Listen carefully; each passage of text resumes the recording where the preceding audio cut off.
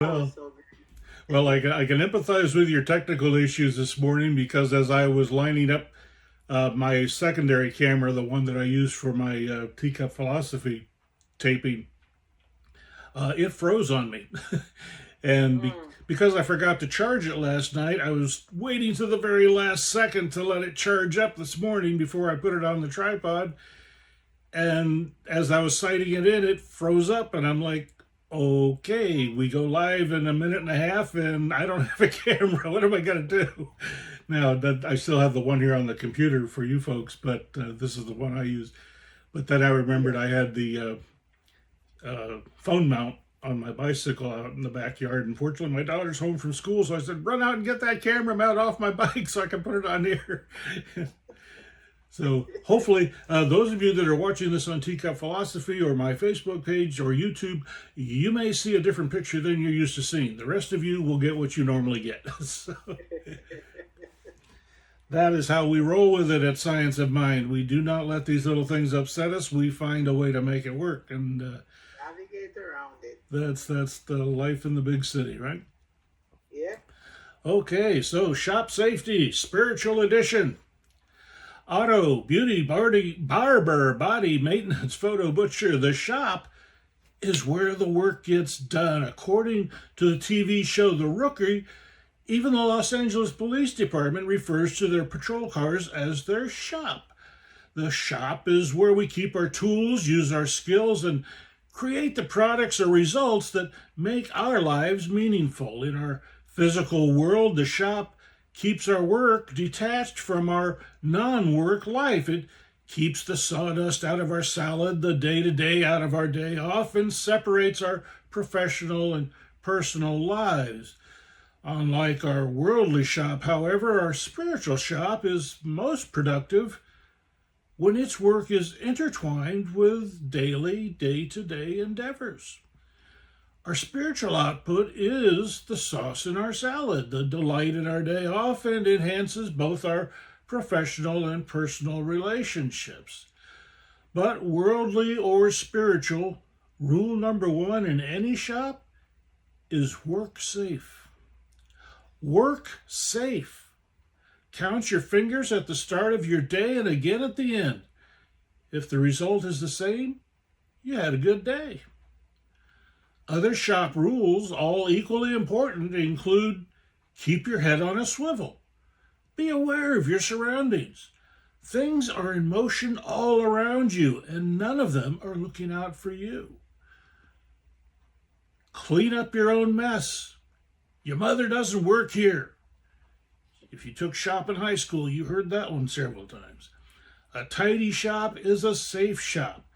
You can't trip or slip on something that isn't there. Maintain your tools regularly. Sharp blades cut clean, saving time and effort, and are actually safer.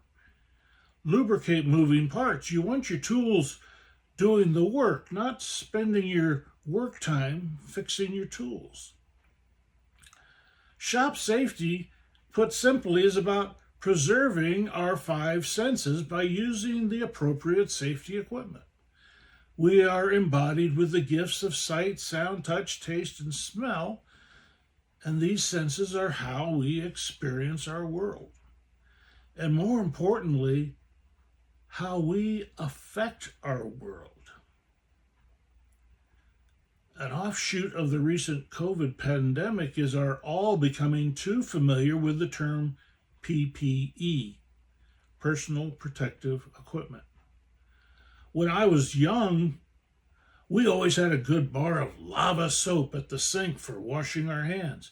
It was the only way to rid ourselves of the grease and grime of the day's work in the shop. An evolutionary benchmark in my life was the day we started using disposable nitrile gloves in the shop to keep our hands clean and free of toxic exposures.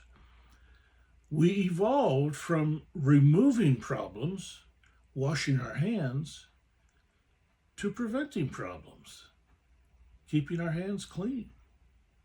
We did not need to work hard washing hands that never got dirty in the first place. But the single most important piece of safety equipment cannot be protected by physical shields or filters. The single most important piece of safety equipment is our mind. Safety expert Eleanor Everett says, "For safety is not a gadget, but a state of mind. Our mind is where we exercise common sense." As simple as this concept seems, there are apparently plenty of people for whom common sense is somewhat uncommon. Perhaps this is explained by the fact that common sense is an offshoot of science, and science is kryptonite to dogma. Science tells us there is an equal and opposite reaction to every action. Load up a spring and you can count on that compressed spring to unload.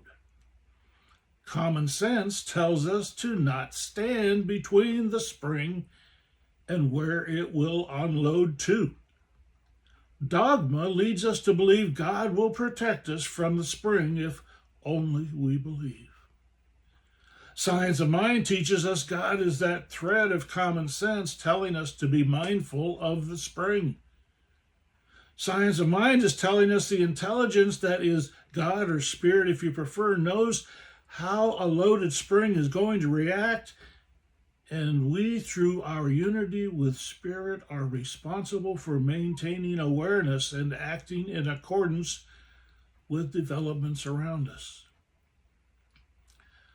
The Maine Department of Labor says work injuries and illness can affect every aspect of life for workers and the families. I was watching a World War II drama the other day where the act of loading a torpedo into its firing tube on a submarine was being depicted. I looked it up and found the explosive charge alone on those torpedoes weighs 660 pounds. So imagine the total weight with the casing, the propulsion, and guidance systems added in, and the outcome of a torpedo man inadvertently stepping in front of the tube as the torpedo was being thrust into position doesn't require extensive explanation. A single moment of carelessness changed the trajectory of that man's life, his family's life, and the lives of his crewmates. Something he had done hundreds of times without incident, save this once. All this is by way of introducing the concept of our spiritual shop, the place where we do our day-to-day spiritual work.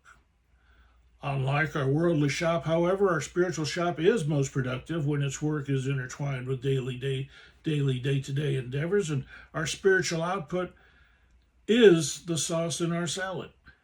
The spiritual shop is where we spend our daily lives, whether we know it or not. Now, the Colorado School of Mines does a lot of safety studies, and in their magazine they write, an incident is just the tip of the iceberg, a sign of a much larger problem below the surface. You see, every emotion we feel is the result of our evolution. Every experience we have lived, our common consciousness, our unity with spirit, all intertwine to define how we react to any given situation. Our anger at a pothole in the road is not generated by a pothole. Our anger stems from a general disappointment in a system that appears to have failed us, coupled with a sense of helplessness and powerlessness, being unable to do anything about it ourselves. Our anger stems from the fear we feel when our car is suddenly thrown off its planned trajectory by a wheel dipping into the hole. We momentarily fear that our car may be damaged and our plans for the day disrupted. That's where the anger is coming from. And all of this is without even contemplating how or why the pothole is there in the first place. We rush to place blame, but true safety is only attainable when we dive below the surface and examine these root causes for our anger. So in this example, what are the shop safety tips we need to be aware of? Well, we want to protect our sense of touch. Put on our gloves and insulate ourselves from taking things personally. The Department of Transportation has not held meetings and designated large portions of their budget to single you out and make your day miserable. It's just a pothole.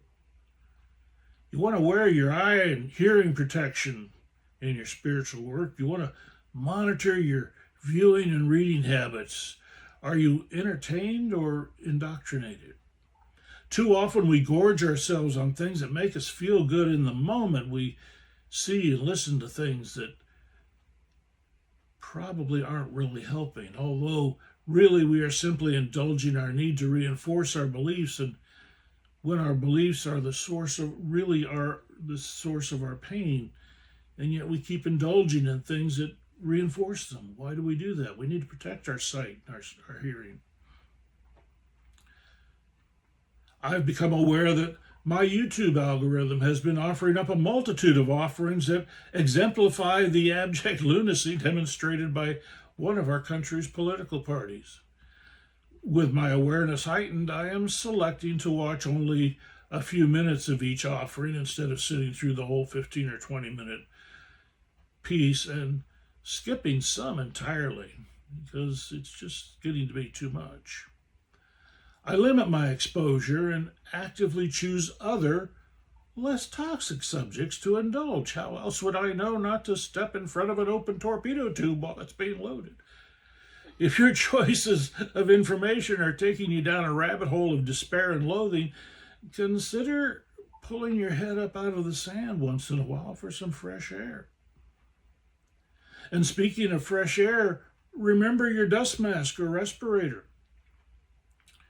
Spiritual work kicks up a lot of toxic thoughts and memories, so be mindful to filter those out so as to not contaminate yourself with renewed anxieties.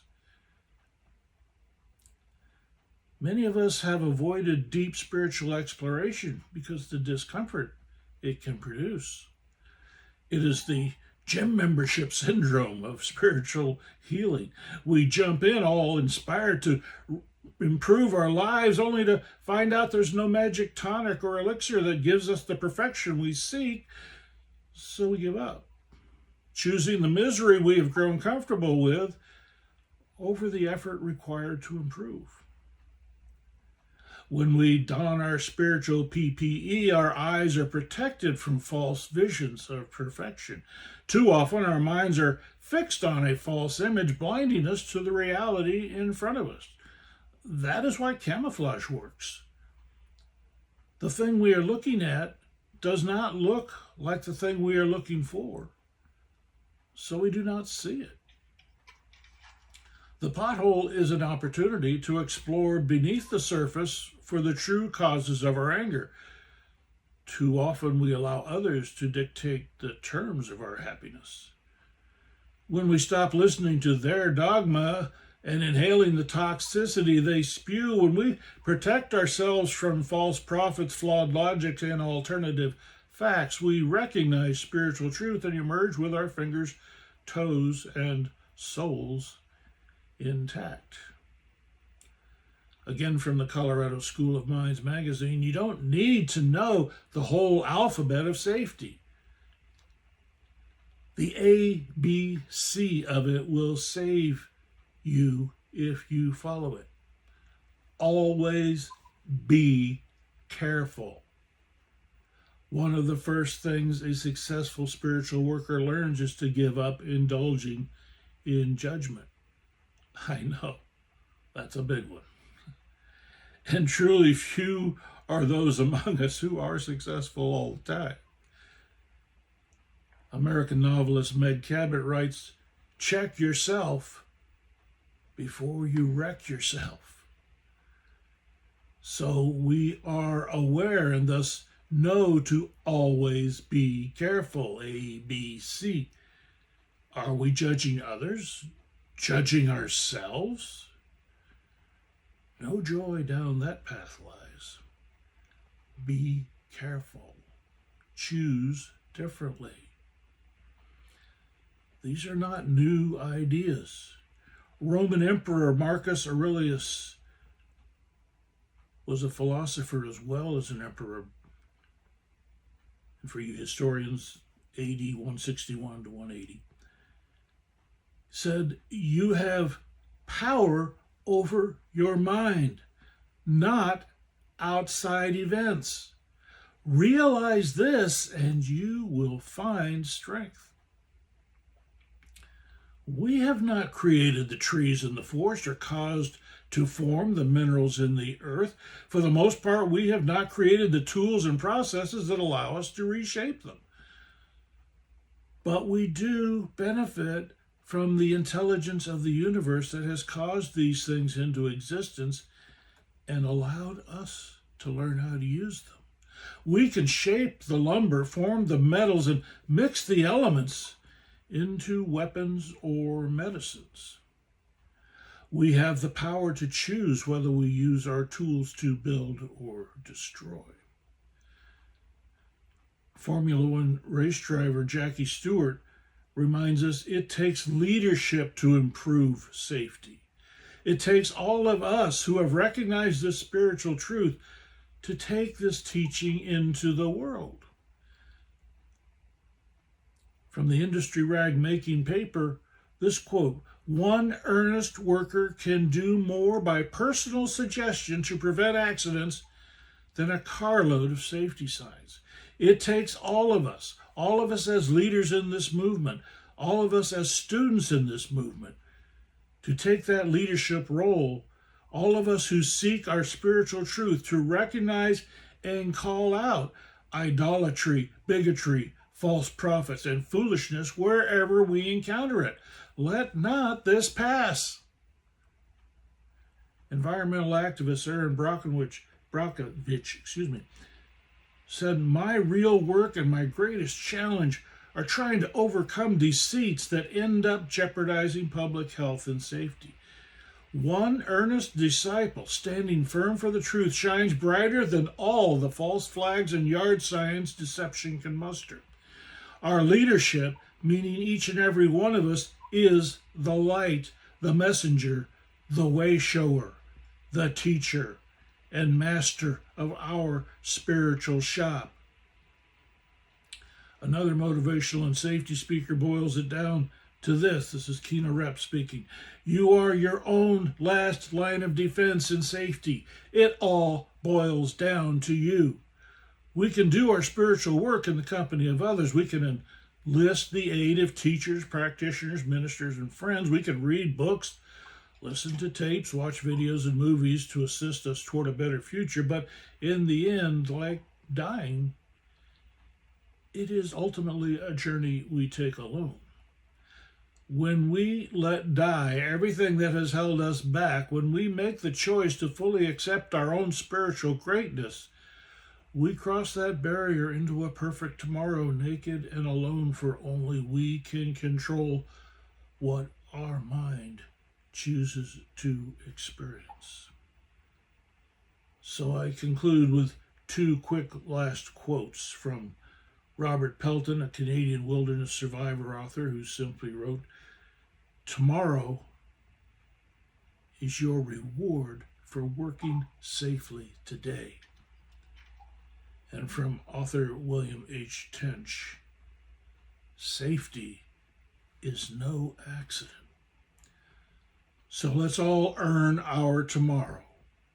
Practice safe spirituality, filter out the toxicity around us, don't take it personally, and build purposely with intention a better tomorrow. Start today. Work safely. Thank you for your attention. Thank you. Thank you. Thank you for your wisdom.